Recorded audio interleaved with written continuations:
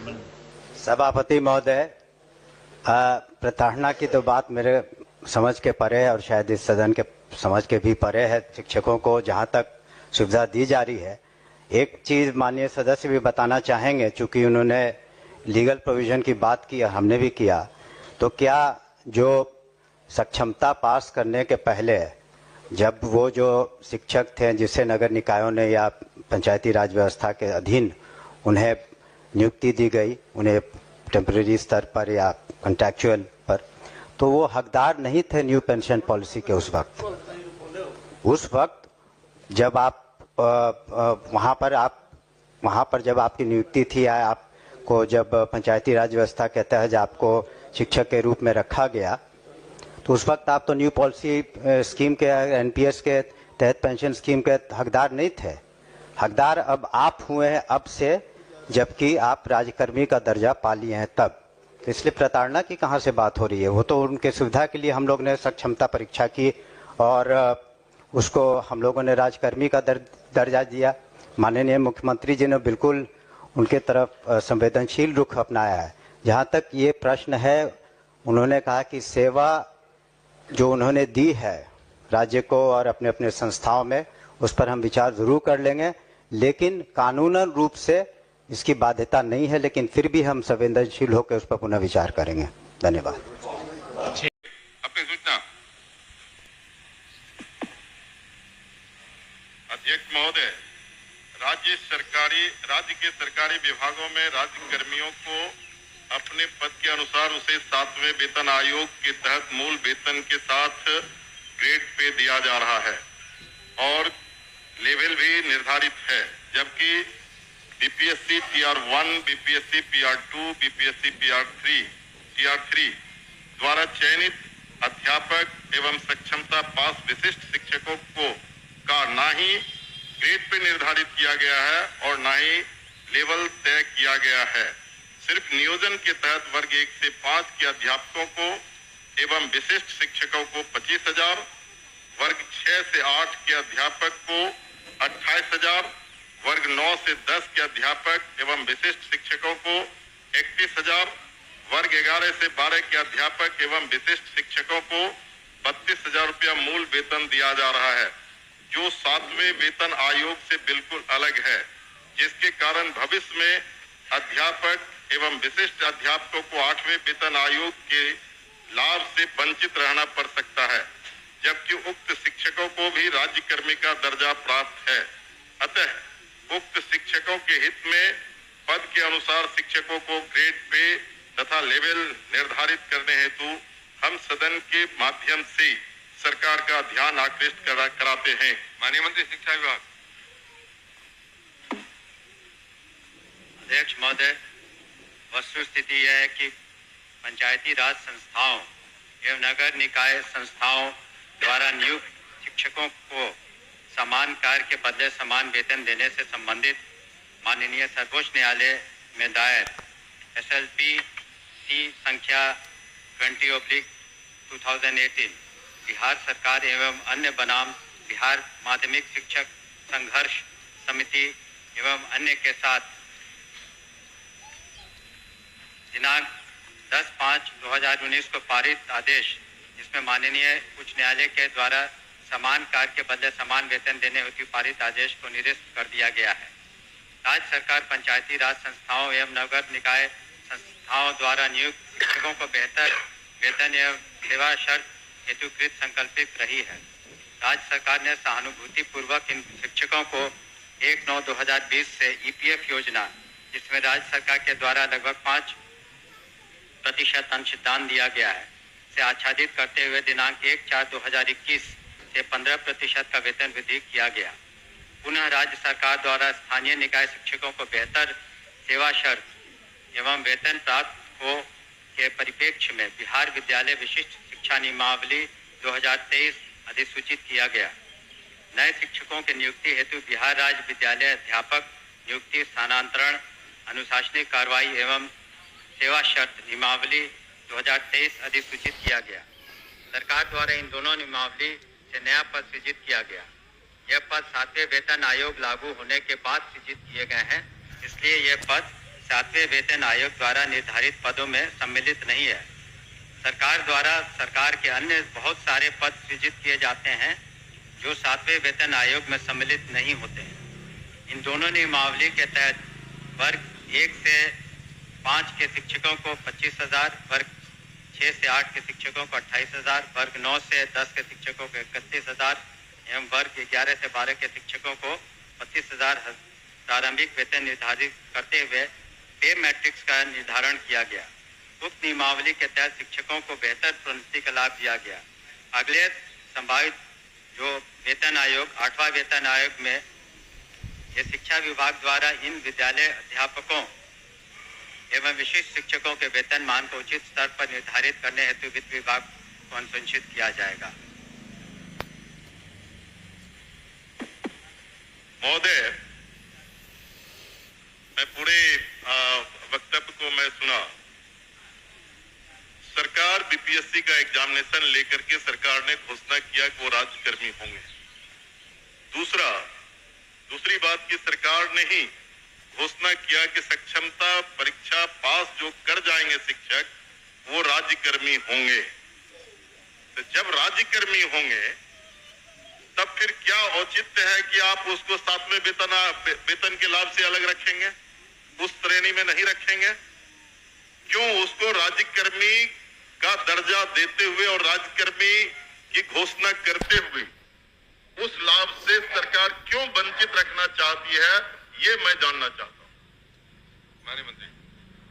अध्यक्ष महोदय, इसमें जो विचार विमर्श किया गया वित्त विभाग से, ऐसी बात नहीं है कि सहानुभूति तो पूरी रखी गई। एक और आंकड़ा मैं पढ़ना चाहूंगा सदन के सामने। वर्ष 2003 में जो नियुक्त प्रशिक्षित शिक्षा मित्र थे, प्रारंभ में उनका नियत वेतन प्रति माह था 1,500, जो वर्तमान सकल वेतन प्रति माह हो गया 31,340। वर्ष 2006 में नियुक्त पंचायत प्रखंड नगर शिक्षक थे 5,000, उनका वर्तमान सकल वेतन प्रति माह हो गया 29,410। वर्ष 2010 में नियुक्त पंचायत प्रखंड नगर शिक्षक 7,000 था वेतनमान, तो उनका हो गया आज के दिन में 29,410। वर्ष 2013 में नियुक्त पंचायत प्रखंड नगर शिक्षक 10,000 थे, उनका आज के दिन में 29,410 सकल वेतन प्रति माह हुआ। ये वित्त विभाग की सोच थी कि इनका 7वें वेतन आयोग से आच्छादित नहीं होंगे और इनके लिए अलग से उन्होंने एक पे मैट्रिक्स बनाई। लेकिन साथ ही हमने ये भी कहा कि भविष्य में जब 8th पे कमीशन लागू होगा तो उसमें फिटमेंट कमेटी बैठती है और फिटमेंट कमेटी जिस श्रेणी में ये फिट करेंगे उसमें उनको आच्छादित करेंगे। धन्यवाद। महोदय, जो सरकार के द्वारा वक्तव्य फिर दोबारा दिया गया, ये पुरानी बात को दोहराई गई कि जब नियोजन इकाई कई नियोजन इकाई थी, आपने तय में उस तमाम नियोजन इकाई को भंग कर दिया। अब जिला स्तर पर नियोजन इकाई आपने गठित कर दिया, जितने जिला है उतने ही नियोजन इकाई है, और आपने आपके फैसले से सरकार ने फैसला लिया कि अब तमाम जो पहली प्रक्रिया थी उसको हम समाप्त करते हैं और बीपीएससी से एग्जामिनेशन लेकर के हम शिक्षक को बहाल करेंगे और वो राज्यकर्मी होंगे। दूसरा, इस सरकार से हम लोग बात कर रहे थे कि जो पुराने तरीके से पंचायत से, प्रखंड से, जिला परिषद से जिन शिक्षकों को नियोजित किया गया उनको आप सरकारी कर्मी घोषित कीजिए। सरकार ने एक फैसला लिया, सक्षमता परीक्षा जो पास करेगा वो सरकारी कर्मी होंगे। तो सवाल उठता है कि सरकारी कर्मी वो सिर्फ स्कूल में नहीं पढ़ाते हैं, उनसे आप चुनाव में बूथ पर भेजते हैं, उनसे आप जो है सो बीएलओ बनाते हैं, उनको कई तरह का सवाल करते हैं। जब वो सरकारी कर्मी आपने घोषित किया है तब सरकारी कर्मी के बराबर उसके समकक्ष 7वां वेतन क्यों नहीं देना चाहती है, ये हम जानना चाहते हैं। तो नहीं, उनका कहना है कि वो पुराना जो बताया 4,000 था, 2,000 था, 3,000 था। दूसरी बार खड़े होकर बोले नहीं सर अध्यक्ष महोदय, जब ये पूरा मामला वित्त विभाग में गया, वित्त विभाग इसमें सारी निर्णय लेता है। पे मैट्रिक्स उन्होंने नया किया और कहा कि ये 7वें वेतन आयोग से आच्छादित नहीं होंगे। और दूसरी बात ये भी है, हम इस बात को स्वीकार कर रहे हैं कि भविष्य में जब 8th पे कमीशन का इन्होंने बात उठाई है, तो जब भी पे कमीशन केंद्र सरकार के द्वारा जब वो लागू होता है, तो यहाँ बिहार में भी फिटमेंट कमेटी बैठती है और फिटमेंट कमेटी के अनुसार उस वक्त इसमें जिसमें करेंगे हम लोग अनुशंसा करेंगे, लेकिन अंतोगत्वा इन सभी मामलों में वित्त विभाग अपने वित्तीय प्रबंधन के तहत ही अंतिम फैसला देता है, जिसको सभी को स्वीकार करना पड़ता है। धन्यवाद। हो गया आपका? नहीं सर आप सर ठीक है, वो लोग पूछेंगे, लेकिन मेरा आखिरी सबमिशन है सर, सप्लीमेंट्री मेरा ये है कि वित्त विभाग से सारी प्रक्रिया को पूरा करते हुए तब आपने बीपीएससी का एग्जामिनेशन लिया और तब आपने राज्यकर्मी का दर्जा दिया। तो साथ में वही घूम फिर के आ रहे हैं आप, साथ में वेतन का आप लाभ उसे क्यों नहीं देना चाहते? ये सरकार एक लास्ट करते हैं सर। मैं एक ही बात को बोल रहे, बोलिए अध्यक्ष। जाएगा कह तो रहे, हमने तो कहा ही कि जब 8th कमीशन का जो उसमें फाइंडिंग्स आएंगी, तब बिहार में जब फिटमेंट कमेटी होगी तो अलग अलग विभाग का उसमें टेकअप किया जाता है, तो उस वक्त विचार किया जाएगा निश्चित रूप से। धन्यवाद। ओके अध्यक्ष महोदय, वर्ष 2023 में नियोजित शिक्षकों को महागठबंधन की सरकार में राज्य कल्याण का दर्जा दिया गया था महोदय। और ध्यान जो शिक्षकों के हित में उनके पद के अनुसार ग्रेड पे और उनका लेवल जो तय करना है, वो सरकार कब तक देने का विचार रखती है? यदि देने का विचार रखती है तो कब तक, नहीं तो क्यों? एक ही बात हो रही है। आपके माध्यम से मैं शॉर्ट में 2 पूरक पूछना चाहता हूं। क्या सरकार को ग्रेड पे निर्धारण करने में आर्थिक बोझ आ रही है? और यदि ये आर्थिक बोझ आ रही है तो सरकार बतावे कि कितने की आर्थिक बोझ आ रही है, तब जो है वो इनको करने में क्या कठिनाई आ रही है आर्थिक बोझ आने में? ये मेरा सवाल है। बैठिए, और कोई पूछने वाले नहीं ना है? चलिए आप बताइए। महोदय, ये तो जब ऐसे मामले वित्त विभाग में जाते हैं तो नीति निर्धारण और सारी समीक्षा वित्त विभाग करती है, तो वित्त विभाग का निर्णय सभी को मान्य होता है और इस पर क्या आंतरिक जो वित्तीय बोझ रहेगा सभी चीजों का कैलकुलेशन उन्होंने किया होगा, तभी इस तरह का उन्होंने इस निर्णय पर पहुंचे जिसके बारे में हमने सदन को अवगत किया। अध्यक्ष सूचना को पढ़े। अध्यक्ष रेडी हो गया? नहीं, अरे एक 3 बार जवाब दे शिक्षा उन्हें दी जा सके। और महोदय, यही कारण है कि हमारे बजट का एक बहुत बड़ा हिस्सा 18% से ज़्यादा, करीब 52,639 करोड़ 3 लाख रुपए शिक्षा विभाग के लिए रखे गए हैं। हमारे सामने महोदय चुनौतियां अनेक है, जहां 74,000 से ज़्यादा स्कूल हैं, 1 करोड़ 80 लाख से ज़्यादा 1 से 12वीं कक्षा तक के स्टूडेंट्स हैं, छात्र छात्राएं हैं, और हमारे पास करीब 5,77,000 शिक्षक हैं और सभी विश्वविद्यालयों मिलाकर के 26 लाख से ज़्यादा छात्र छात्राएं हैं।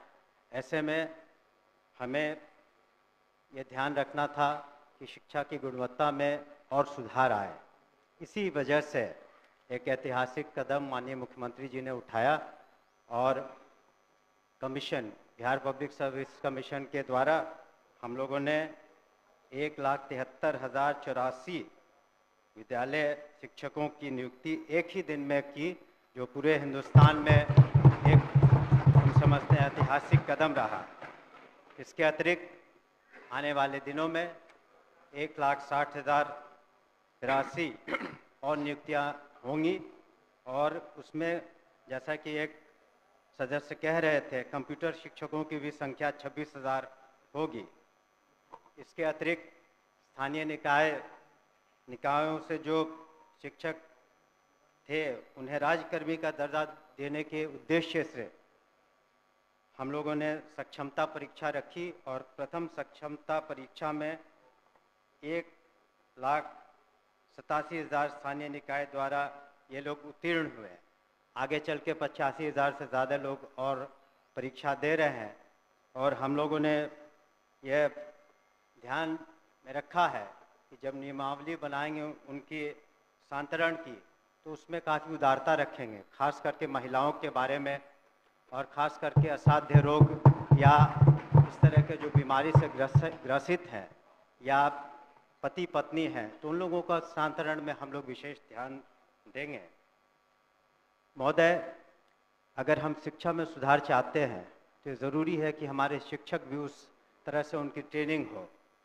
इसी कारण से हमारे जो SCERT जो इंस्टीट्यूट हैं, यहाँ पर मैं खुद भी गया हूँ, वहाँ पर हम लोगों ने किस तरह से शिक्षकों की ट्रेनिंग अच्छी तरीके से हो सके उस पर ध्यान दे रहे हैं। और आने वाले दिनों में हमारा लक्ष्य है कि जितने शिक्षक हैं कम से कम साल में उनकी 2 बार ट्रेनिंग हो सके, और वहाँ पर जो सिलेबस बनाए जाए वो ऐसे बनाए जाए कि वो आगे चल के हमारे छात्र छात्राएं जो कंपटीशन के एग्ज़ाम्स देंगे उसमें वो बेहतरीन रूप से सामने आ सके, कर सके। इसके अतिरिक्त जो आधारभूत संरचना है, हम लोगों ने ध्यान दिया है कि किस तरीके से स्कूलों में जो बुनियादी सुविधाएं हैं उसको दे पाएँ। उसके लिए हम लोगों ने कार्रवाइयाँ की हैं मुख्यालय स्तर पर और जिला स्तर पर, और हमने सभी माननीय सदस्यों से 10-10 विद्यालयों की सूची भी मांगी है, जिसका आने वाले सत्र तक, इसके बाद के सत्र तक उसका हम लोग जीर्णोद्धार करने का प्रयास करेंगे। कई माननीय सदस्यों ने शिकायतें भी की थी कि जो काम हुए अच्छे तरीके से नहीं हुए हैं, तो उस पर हम लोग इंक्वायरी करा रहे हैं, और जो भी दोषी पाए जाएंगे उन पर निश्चित रूप से कार्रवाइयाँ होंगी, और कुछ कार्रवाइयाँ हो चुकी हैं। हम लोगों ने ये भी सुनिश्चित किया है कि जो हमारे निजी विश्वविद्यालय हैं उनका रजिस्ट्रेशन हो सके, ताकि सही आंकड़ा आ सके, और जब उनका आधार सीडिंग कर देंगे तो ये पता चलेगा कि जो 25% जो गरीब बच्चे हैं, बच्चियां हैं, और जिसके खर्चे की प्रतिपूर्ति सरकार करती है, वो सही आंकड़ा आ सके हमारे पास। और इस तरह से प्राइवेट स्कूलों में भी हम सही तरीके से मदद कर पाएंगे। परीक्षा संचालन में एक बहुत बड़ी जिम्मेवारी है हमारी, और पिछले साल 1,35,00,000 से ज़्यादा छात्र छात्राओं ने परीक्षा दी, और जो बिहार स्कूल एग्जामिनेशन बोर्ड है, इस बार जो हम लोगों ने बिल लाया है उसके अनुसार अब ऑनलाइन परीक्षाएं भी संभव हो पाएंगी। सरकार की जो मुख्य जो स्कीम्स हैं, जैसे मिड डे मील, मध्याह्न भोजन करते हैं, वो भी एक बहुत बड़ी चुनौती है। उसमें नित्य 1 करोड़ करीब 10 लाख बच्चों को हम मध्याह्न भोजन सही तरीके से देते हैं, और उसमें जो अगर शिकायतें मिलती हैं तो हमारे कमांड कंट्रोल सेंटर पर कोई भी व्यक्ति उसके बारे में सूचना दे सकता है, उसके बारे में हम कर सकते हैं। और डायरेक्ट बेनिफिशियरी ट्रांसफर्स हम करा रहे हैं, स्टूडेंट क्रेडिट कार्ड भी हो रहा है। और अंत में मैं कुछ आंकड़ों को प्रस्तुत करना चाहूँगा जिससे पता चलेगा कि किस तरह से शिक्षा में गुणात्मक सुधार आए हैं। शिक्षकों की संख्या महोदय 2006 में 1,80,000 थी, इस बार 2024 में 5,77,000 है। इस तरह से विद्यालय में जो छात्र और शिक्षक का अनुपात था, पहले जो 65 और 1 का था, अब 32 और 1 का हो गया। उसी तरह से साक्षरता दर में महिलाओं में पहले 33% थी, अब 74% हो गई है। आउट ऑफ स्कूल चिल्ड्रन जो है 1% से कम हो गए हैं, और बजट में 11 गुना से ज़्यादा वृद्धि हुई है। अतः मैं अपने